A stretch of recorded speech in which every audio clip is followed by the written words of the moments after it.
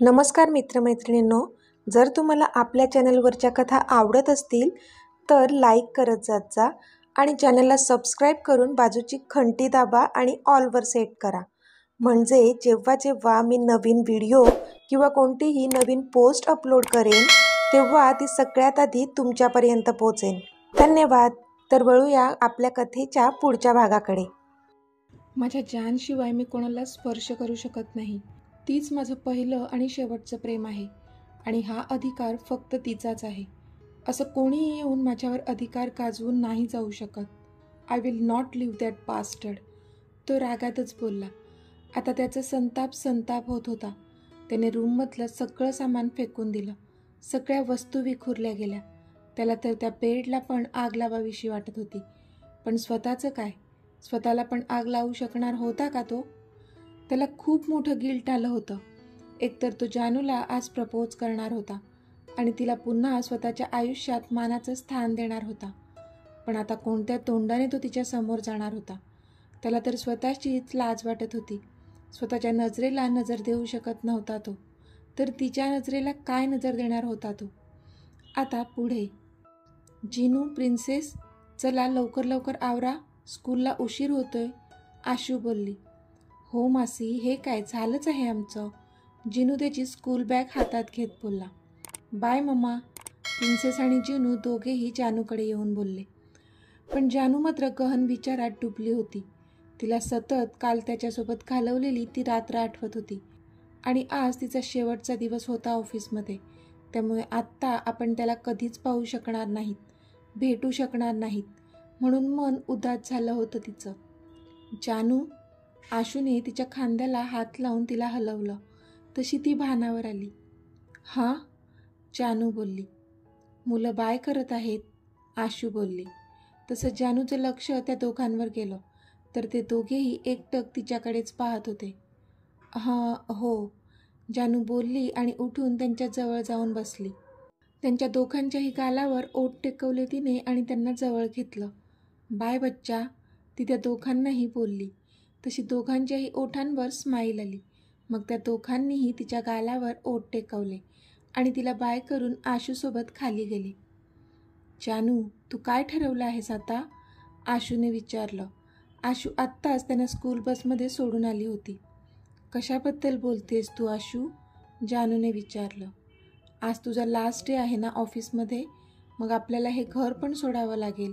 ही तर कंपनीची प्रॉपर्टी आहे ना. आपण आत्ता कुठे राहायचं आणि मेन मुलांना काय सांगायचं? आशूने विचारलं. पण त्यावर मात्र जानू विचार करू लागली, कारण ह्या बाजूने तर तिने विचारच केला नव्हता. ती फक्त तिच्या मीतला भेटता येणार नाही, तो दिवसभर नाही दिसणार ह्याचाच कधीपासून विचार करत होती. पण आता मेन प्रश्न राहण्याचा होता. तो आधी तिला सोडवावा लागणार होता. त्यासाठी दुसरी अरेंजमेंट करावी लागणार होती. तू काळजी करू नकोस आशू, मी बघते काय करायचंय ते, जानू बोलली. जानू, एक विचारू? आशू बोलली. हो विचार ना, जानू बोलली. खरंच जॉब सोडणं जरुरी आहे का? आशूने विचारलं. आशू, आता माझा निर्णय झालेला आहे आणि तोच फायनल असणार आहे. पण तू अजिबात काळजी नको करूस. मी आपल्यासाठी लवकरच राहण्याची व्यवस्था करेन आणि नवीन जॉब पण शोधीन. डोंट वरी, जानू तिला आश्वस्त करत बोलली. जानू, मी त्यासाठी नाही म्हणत आहे डिअर. मला असं वाटतंय की तू एकदा अमितला सगळं खरं सांगून टाकावं. मी तुला दुःखात नाही बघू शकत, आशू काळजीने बोलली. आशू, त्यांना कळायचं असतं तर कधीच कळलं असतं, पण आत्ता नाही. आता वेळ निघून गेली आहे आणि भले माझं त्यांच्यावर जीवापाड प्रेम असलं तरी त्यासाठी मी आमच्या मुलांच्या जीवाची बाजी नाही लावू शकत, जानू बोलली. त्यावर मग आशू काहीच नाही बोलली. चल, मला आता ऑफिससाठी निघायला हवं, मी येते, बाय, जानू बोलली आणि तिची पर्स घेऊन ती निघून गेली. इथे अमितने मात्र सगळं अस्ताव्यस्त करून ठेवलं होतं. त्याला काहीच सुधरत नव्हतं. त्याच्या रागावर भारी त्याचं प्रेम होतं, म्हणून तर त्याच्या जानूला तो आज प्रपोज करणार होता. पण हे अचानक काय घडून बसलं होतं, ज्यामुळे तो पूर्णतः बिखरला होता. शून्यात बघत तो एका ठिकाणी तसाच बसून होता. मैं कम इन बॉस? रॉनीने त्याच्याकडे असलेल्या की कार्डने त्याचं डोअर ओपन केलं आणि परमिशन मागितली. पण समोर अमितला असं हतबल पाहून त्यालाच कसं तरी झालं. तो धावतच त्याच्याकडे गेला. Boss, are you okay? रॉनीने अमितला काळजीने विचारलं. पण त्याचा काहीच प्रतिसाद नव्हता. रॉनीला काही कळत नव्हतं की असं काय झालं की त्याचा बॉस एवढा शांत झाला आहे. उलट काल तर जानू त्याच्या जवळ होती, तर त्याला खुश व्हायला हवं, पण चित्र मात्र उलटंच होतं. बॉस, रॉनीने पुन्हा आवाज दिला तसा अमित भानावर आला. समोर रॉनीला पाहून त्याला त्याचं दुःख अनावर झालं आणि त्याने पुढे होऊन त्याला कच्च मिठी मारली आणि तो ओक्साबोक्शी रडू लागला. रॉनीला काही कळत नव्हतं, पण तरी त्याने त्याचे हात अमितच्या पाठीवर ठेवले आणि तो त्याला सावरू लागला. रॉनी, सगळं संपलंय रॉनी, अमित रडून बोलत होता. तसा रॉनी त्याच्याकडे पाहतच राहिला. What happen boss? काय संपलं? तुम्ही तर आज मॅमना प्रपोज करणार आहात ना? मी सगळी अरेंजमेंट केली आहे, रॉनी बोलला. तशी अमितने नकारार्थी मान हलवली. त्याचा आता काहीच फायदा नाही आहे रॉनी, मी जानूला फेस नाही करू शकत, अमित बोलला. बॉस, काय बोलत आहात तुम्ही? तुमचं आणि मॅडमचं काही भांडण झालं का? रॉनीने विचारलं. त्याला बिचारायला वाटत होतं की काल जानू त्याच्याच बेडरूममध्ये होती म्हणून त्यांचं काहीतरी भांडण वगैरे झालेलं असावं आणि म्हणून त्याचा बॉस आता हे सगळं बोलत आहे. भांडण नाही रॉनी, माझी जान तर कधीच भांडत नाही माझ्याशी.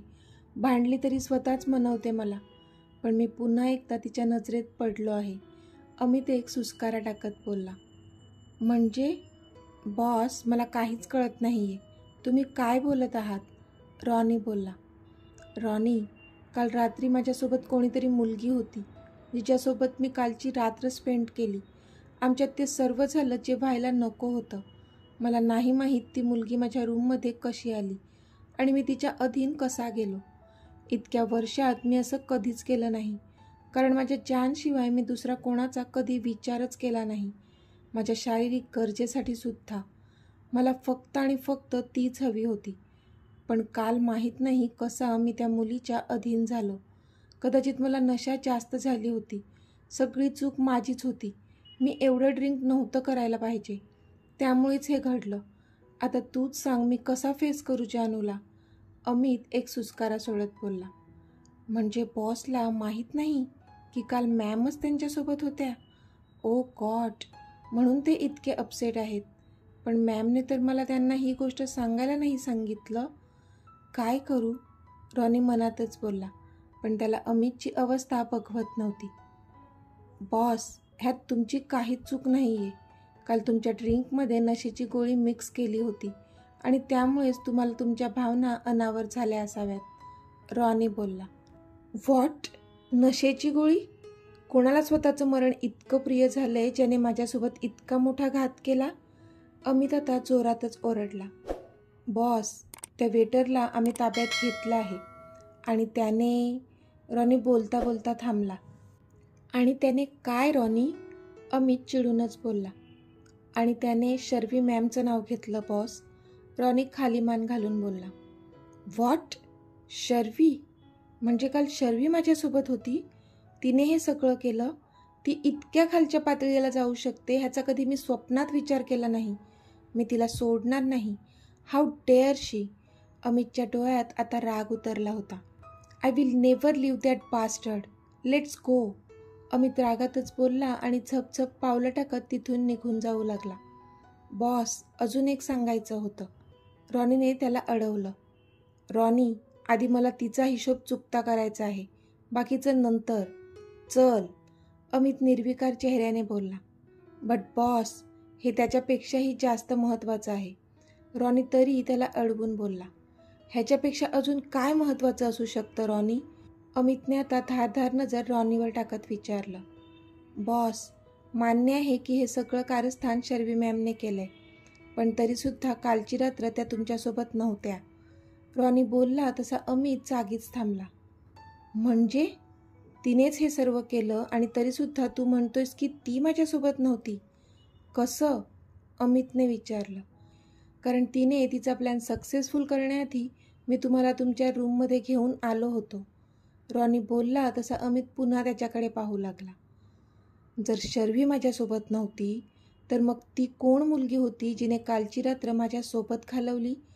आणि मुळात तू असताना ती माझ्या रूममध्ये आलीसच कशी? अमित पुन्हा धारदार नजर रॉनीवर टाकत बोलला. बॉस, ते रॉनी पुढे काही बोलणार तोच. Tell me the truth Ronnie. Don't try my patience. I want the name of that bloody girl, dam it. Amit आता अक्षरशः रॉनीवर बरसला. जान्हवी मॅम. रॉनी पटकन बोलून गेला तसा अमित स्तब्ध झाला. तो तसाच खाली जमिनीवर बसून पडला. व्हॉट डिड यू से? अमितने पुन्हा विचारलं. येस बॉस, हे खरं आहे. काल तुमच्यासोबत पूर्ण रात्र जान्हवी मॅम होत्या, रॉनी बोलला. पण त्याचं ऐकून अमित मात्र सुन्न झाला होता. काय म्हणालास तू? जानू, माझी जान माझ्यासोबत होती? खरंच? अमितने अडखळत विचारलं. त्याला अजिबात विश्वास बसत नव्हता. येस बॉस, काल तुमची अवस्था खूप खराब झाली होती. कदाचित त्या नशेमुळे तुम्ही कोणाचंच काहीच ऐकत नव्हतात. म्हणून मला वाटलं की आता फक्त मॅमच तुम्हाला सांभाळू शकतात आणि म्हणून मी त्यांना रिक्वेस्ट करायला त्यांच्या रूममध्ये गेलो. पण मी फक्त त्यांना एवढंच सांगितलं की तुम्हाला बरं वाटत नाही आहे. त्याच धावत तुमच्या रूममध्ये आल्या. मला वाटलं थोडा वेळ तुम्ही झोपेपर्यंत त्या थांबतील आणि मग घरी जातील, म्हणून मी बाहेरच उभा होतो. पण मग त्यांचा फोन मला आला की आज रात्री त्या तुमच्यासोबतच थांबणार आहेत. तुम्हाला त्यांची गरज आहे. मग मी सुद्धा माझ्या रूममध्ये झोपायला निघून गेलो. पण खरंच तोपर्यंत मला त्या नशेच्या ड्रग्सबद्दल काहीच माहीत नव्हतं. पहाटे 5 वाजता त्यांचा मला कॉल आला की तुम्ही बरे आहात आणि त्यांना आता घरी जायचं आहे. मग मी आपल्या ड्रायव्हरला त्यांना घरी सोडायला सांगितलं. मॅमने मला ही गोष्ट तुमच्यापासून लपवून ठेवायला सांगितली होती. रॉनीने सगळं त्याला सांगून टाकलं. पण हे ऐकून आता अमितच्या चेहऱ्यावर मात्र $1,000,000वाली स्माईल आली होती. म्हणजे कालची पूर्ण रात्र मी माझ्या जानसोबत होतो, म्हणून मला आज इतकं समाधानी वाटत आहे आणि मी त्याला एक स्वप्न समजत होतो. ओ गॉड, इतक्या वर्षांनंतरचे माझे हे स्पेशल क्षण जगताना मी नशेत होतो. शिट, माय बॅड लक. जान, आता तर मला खात्री पटली आहे की तुला अजूनही माझ्याबद्दल प्रेम वाटतंय. अमित स्वतःशीच बोलत होता. रॉनी, आज जानूला मी प्रपोज करणार आणि तिला मानाने आपल्या घरी घेऊन जाणार. अमित खूप खुश होत बोलला. त्यावर रॉनी पण खुश झाला. बॉस, ते शर्वी आणि त्या वेटरचं काय करायचं? रॉनीने विचारलं. त्या वेटरला 10 लाख रुपयांचा चेक देऊन सोडून दे, अमित हसत बोलला. व्हॉट? रॉनीने गोंधळून विचारलं. येस, डू इट, अमित हसून बोलला. बट बॉस, रॉनी बोलतच होता की. रॉनी, त्या वेटरची चूक तर होतीच, पण त्या चुकीमुळे माझी जान पुन्हा एकदा माझी झाली. फक्त त्या वेटरच्या त्या नशेच्या गोळीमुळे. आणि त्यामुळेच मी आज एवढा खुश आहे. मग त्याला बक्षीस तर मिळायलाच हवं ना? अमित बोलला तशी रॉनीने होमध्ये मान डोलावली. आणि बॉस, शर्वी, तिचं काय? रॉनीने विचारलं. तिचा बंदोबस्त मी आधीच करून ठेवला आहे. तिला तिच्या कर्मांची शिक्षा मिळणार म्हणजे मिळणार. नॉट टू वरी, अमित बोलला तसा मग रॉनी पण शांत झाला. चल, आता उशीर करून चालणार नाही. मला कधी एकदा ऑफिसला जातोय असं झालंय, अमित बोलला आणि पटापट पावलं टाकत तो बाहेर पण निघून गेला. तसं रॉनी पण त्याच्या पाठी गेला. कधी येतील काय माहीत. आता तर 11 वाजायला आले, पण अजून मात्र तो काही तिला दिसतच नव्हता, म्हणून चेहरा सुकला होता तिचा. मॅम, तुम्हाला सरांनी आत बोलावलंय, एक ऑफिस बॉयने तिला सांगितलं. कोणते सर? जानूने विचारलं.